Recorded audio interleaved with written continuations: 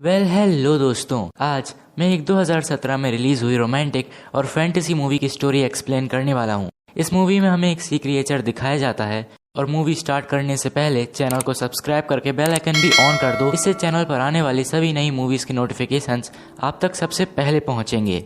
So let's begin with the movie the shape of water.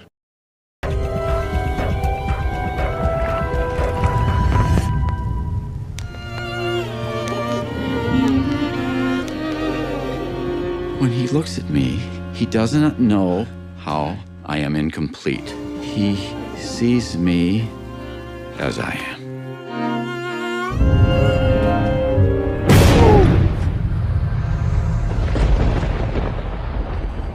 जैसे ही movie start होती है, हम एलिसा नाम की एक लड़की को देखते हैं जो अकेले ही रहती है और उसके गले में एक अजीब सा निशान है जो उसे बचपन से ही है। एलिसा गूंगी है, वो बोल नहीं सकती। इसके बाद वो अपने दोस्त गिल्स के पास पहुंचती है जो कि उसका पड़ोसी भी है। फिर हम देखते हैं कि एलिसा एक गवर्नमेंट लाइब्रेरी में काम करती है। वहाँ उसकी एक दोस्त भी है जिसका नाम है जेल्डा।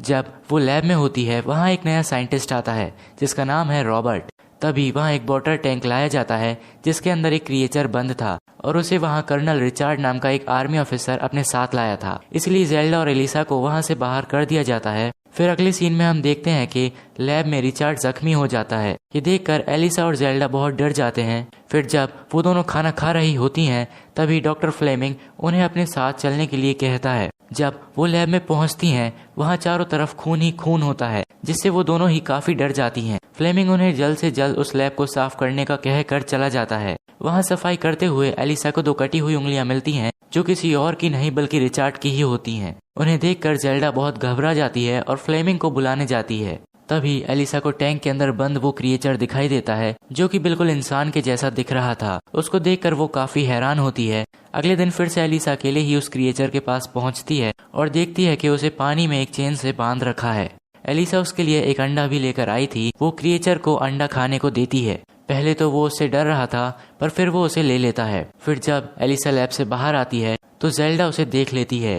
जेल्डा उससे पूछती है कि तुम अंदर क्या कर रही थी और उसे ये भी बताती है कि रिचार्ड ने हम दोनों को बुलाया है। फिर वो दोनों रिचार्ड के पास जाते हैं। रिचार्ड उन्हें समझाता है कि तुम लैब साफ करने के बाद वहाँ से चुपचाप चले जाया करो, क्योंकि लैब के अंदर जो भी चीज है वो बहुत खतरनाक है। उसे मैं अफ्रीका की नदी से लाया हूँ। हमने वहाँ से आते हुए बहुत समय साथ बिताया है। इससे मुझे पता चला है कि वो चीज बहुत खतरनाक है। हालांकि वहाँ के लोग इसे भगवान मानते हैं, पर मुझे ऐसा कुछ नहीं लगता, क्योंकि मुझे लगता है कि भगवान इंसानों की तरह लगते हैं, ना कि किसी क्रिएचर, जानवर या एलियन की तरह। अगले सीन में हम देखते हैं कि वो क्रिएचर धीरे धीरे एलिसा का एक अच्छा दोस्त बन जाता है, क्योंकि वो रोज उसके लिए खाने के लिए अंडे लाया करती थी, जिससे वो काफी खुश रहता है। उसके बाद हम डॉक्टर रॉबर्ट को देखते हैं जो छुपकर रशियन लोगों से मिल रहा था। इससे हमें ये बात पता चलती है कि वो एक खुफिया जासूस है। फिर अगले दिन जब एलिसा लैब में पहुंचती है तो देखती है कि वो क्रिएचर पानी के बाहर चेन से बंधा हुआ है और उसके शरीर पर चोटों के निशान हैं। इससे वो काफी घबरा जाती है। तभी उसे वहाँ किसी के आने की आवाज आती है तो वो वहीं लैब में छुप जाती है और वो देखती है कि ये सब करने वाला कोई और नहीं बल्कि रिचार्ड ही था। रिचार्ड को देखकर वो क्रिएचर बहुत डर रहा था, क्योंकि वो उसे इलेक्ट्रिक शॉक देकर टॉर्चर कर रहा था। उसके बाद वहाँ जनरल होयट आता है जो उस क्रिएचर को देखकर काफी खुश होता है। रिचार्ड उसे बताता है कि अमेज़न के लोग इसे भगवान मानते हैं, लेकिन ये एक जानवर से ज्यादा कुछ नहीं है जो कि पानी में रहता है। डॉक्टर रॉबर्ट उन्हें समझाने की कोशिश करता है कि ये कोई आम जानवर नहीं है, ये पानी के अंदर और पानी के बाहर दोनों जगह रह सकता है, इसलिए हम इसे रशियंस के खिलाफ यूज कर सकते हैं। रिचार्ड को इन बातों से कोई फर्क नहीं पड़ता, इसलिए वो कहता है कि ये तो मेंढक भी कर सकता है। तभी वो क्रिएचर बेहोश हो जाता है तो डॉक्टर रॉबर्ट उसे पानी में डालने के लिए कहता है, पर वो लोग उसे इग्नोर कर देते हैं। फिर रिचार्ड जनरल होयट से उस क्रिएचर का ऑपरेशन करके उसे चेक करने की परमिशन मांगता है, जिससे वो उसके शरीर की बनावट को समझ सकें। रॉबर्ट जनरल से ऐसा करने को मना करता है, पर वो उसकी बात नहीं सुनता और उस पर रिसर्च करने की परमिशन दे देता है। इस बात से एलिसा बहुत परेशान हो जाती है और जाकर अपने दोस्त गिल्स से मिलती है। वो उसे उस क्रिएचर के बारे में बताती है और कहती है कि वो उसे बचाना चाहती है और उसमें उसे गिल्स की मदद चाहिए, पर इससे गिल्स साफ इनकार कर देता है। एलिसा गुस्सा होकर उसे हेल्प करने के लिए फोर्स करती है, पर वो फिर भी उसकी नहीं सुनता और वहाँ से चला जाता है। इससे एलिसा बहुत दुखी हो जाती है। फिर अगले सीन में हम देखते हैं कि गिल्स एलिसा के पास आता है और उससे कहता है कि मेरा तुम्हारे सिवा कोई नहीं है और मैं सिर्फ तुमसे ही अपनी सभी बातें शेयर करता हूँ। मुझे फर्क नहीं पड़ता कि तुम किसे बचाना चाहती हो, मैं तुम्हारी मदद करूंगा। इससे एलिसा बहुत ज्यादा खुश हो जाती है। फिर अगले सीन में हम देखते हैं कि रॉबर्ट को रशियंस एक बॉम्ब देते हैं और साथ ही एक इंजेक्शन भी देते हैं जिससे वो किसी भी इंसान को बेहोश कर सकता था। वहीं एलिसा और गिल्स ये प्लान बनाते हैं कि गिल्स कार लेकर लैब में पहुंचेगा और 5 मिनट में उस क्रिएचर को लेकर वहां से निकल जाएगा। हालांकि इस प्लान को अंजाम देने में वो दोनों ही डर रहे थे। फिर जब एलिसा रिचार्ड के ऑफिस में सफाई कर रही होती है तब वो उसके पास आता है और उसके साथ बदतमीजी करने की कोशिश करता है, पर एलिसा वहां से भाग जाती है। फिर एलिसा उसी लैब में पहुंचती है और कैमरे को ऊपर करने लगती है। वहीं रॉबर्ट रिचार्ड के पास पहुंचता है और उसे ऑपरेशन न करने के लिए मनाने की कोशिश करता है, क्योंकि इस वजह से वो क्रिएचर बिना कारण मारा भी जा सकता था। इसलिए वो उससे कुछ और वक्त मांगता है, पर रिचार्ड उसके लिए साफ मना कर देता है। वो कहता है कि अगर वो मारा भी जाएगा तो भी तुम्हें कुछ सीखने को मिलेगा, क्योंकि ये एक लैब है और मुझे भी यहाँ से अपना काम जल्द से जल्द खत्म करके जाना है। उसके बाद रॉबर्ट समझ जाता है कि वो कितनी ही कोशिश कर ले, रिचार्ड उसकी बात नहीं सुनेगा। उसके बाद हम एलिसा को देखते हैं जो उस क्रिएचर को खोलने की कोशिश करती है, पर उसके गले में चेन बंधी थी और वो उसे नहीं खोल पाती। तभी वहाँ रॉबर्ट भी आ जाता है। एलिसा उसे देखकर डर जाती है, पर रॉबर्ट उसे उस चेन की चाबी देकर कहता है कि तुम बहुत स्मार्ट हो, और साथ ही वो उसे कुछ दवाई भी देता है जिसे उसे क्रिएचर के पानी में डालना था, और वो ये भी बताता है कि उस क्रिएचर के पानी में नमक भी मिलाना पड़ेगा। वहीं गिल्स उस लैब तक पहुंच चुका था। वहां पर गार्ड उससे उसका आईडी कार्ड मांगता है। गिल्स उसे अपना आईडी कार्ड बताता है। उसका आईडी कार्ड देखकर गार्ड को उस पर शक हो रहा था, क्योंकि वो फेक आईडी कार्ड था। वहीं हम एलिसा को देखते हैं जो उस क्रिएचर को लेकर जा रही थी। तभी रास्ते में उसे जेल्डा मिल जाती है। वो उसे समझाती है कि तुम ये गलत कर रही हो। फिर हम रिचार्ड को देखते हैं जिसे गिल्स की गाड़ी को देखकर उस पर शक हो गया था, तो वो उसे रोकने के लिए गार्ड को कॉल करता है, लेकिन गार्ड उसका कॉल नहीं उठाता क्योंकि वो गिल्स का आईडी कार्ड चेक कर रहा था। वो समझ जाता है कि वो आईडी कार्ड नकली है। वो उसे गन से शूट करने की धमकी देता है और कार से बाहर आने को कहता है। तभी रॉबर्ट का लगा हुआ रसियन बॉम्ब फट जाता है और लाइट चली जाती है। तभी रॉबर्ट उस गार्ड को बेहोशी का इंजेक्शन लगा देता है, जिसके बाद वो सभी उस क्रिएचर को लेकर वहां से चले जाते हैं। रॉबर्ट उन्हें रोकने की बहुत कोशिश करता है, पर वो लोग जा चुके थे। इधर एलिसा घर पहुंचकर उस क्रिएचर को बाथटब में डाल देती है, पर वो फिर भी सांस नहीं ले पा रहा था। पहले तो एलिसा डर जाती है, पर फिर वो नमक लाती है और उस बाथटब में डाल देती है।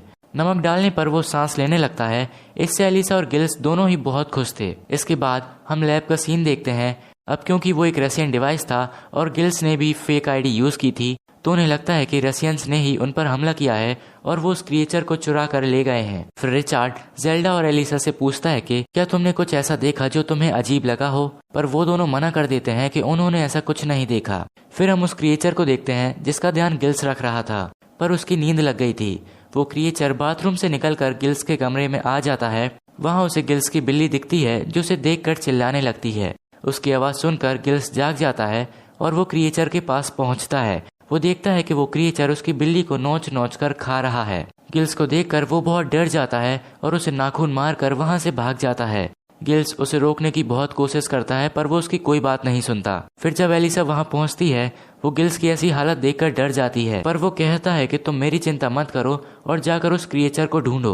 एलिसा उसे ढूंढते ढूंढते अपने मकान मालिक के थिएटर में आ जाती है। उसे वहाँ वो क्रिएचर मिल जाता है जो वहाँ पर बैठकर मूवी देख रहा था। फिर वो उसे वापस अपने रूम में ले आती है। फिर वो गिल्स के हाथ और उसके सर पर अपना हाथ रखता है जहाँ पर उसे चोट लगी थी। तभी उससे अजीब सी रोशनी निकलने लगती है। अगले सीन में हम एलिसा और उस क्रिएचर को साथ में देखते हैं जो कि अब एक दूसरे को बहुत पसंद करने लगे थे, इसीलिए वो इंटीमेट होते हैं और बहुत खुश होते हैं। फिर एलिसा टब ऑन कर देती है जिससे पूरे रूम में पानी भर जाता है और उस रूम से पानी थिएटर में गिरने लगता है। ये देखकर वहाँ का मालिक गिल्स के पास जाता है और उस पर बहुत गुस्सा होता है। वो उससे टब ठीक करने को कहता है। गिल्स समझ जाता है कि वो पानी एलिसा के बाथरूम से ही आ रहा है, इसलिए वो उसके पास जाता है। वहाँ उसे एलिसा क्रिएचर के साथ मिलती है। इसके बाद गिल्स एलिसा को बताता है कि उस क्रिएचर के छूने की वजह से मेरे हाथ और सर की चोट वापस ठीक हो गई हैं और मेरे सर पर बाल उगने लगे हैं। मुझे नहीं पता कि वो गॉड है या नहीं, पर वो स्पेशल है। वहीं हम रिचार्ड को देखते हैं जिसके पास जनरल हॉयट पहुंचता है और वो उससे कहता है कि अगर तुमने 36 घंटों के अंदर उस क्रिएचर को नहीं ढूंढा तो तुम्हारी नौकरी छीन ली जाएगी और तुम्हें मार दिया जाएगा। इस बात से रिचार्ड बहुत ज्यादा घबरा जाता है। वहीं दूसरी तरफ एलिसा इस बात से परेशान थी कि अब उसे उस क्रिएचर को वापस नदी में छोड़ना होगा क्योंकि उसकी हालत दिन ब दिन खराब हो रही थी। वो जेल्डा को भी उसके बारे में बताती है। वो भी उसकी हालत देखकर परेशान हो रही थी। वो रॉबर्ट को कॉल करती है पर वो उसका कॉल नहीं उठाता क्योंकि वो कहीं जा रहा था। उसी दौरान हम देखते हैं कि रिचार्ड को भी रॉबर्ट पर शक हो जाता है, इसीलिए वो उसका पीछा कर रहा था। फिर हम रॉबर्ट को देखते हैं जो कि रशियन एजेंट से मिल रहा होता है। वो उसे धोखा देकर गोली मार देते हैं, पर जिससे पहले वो उसे जान से मारते रिचार्ड उन एजेंट्स को मार देता है और रॉबर्ट के पास आ जाता है।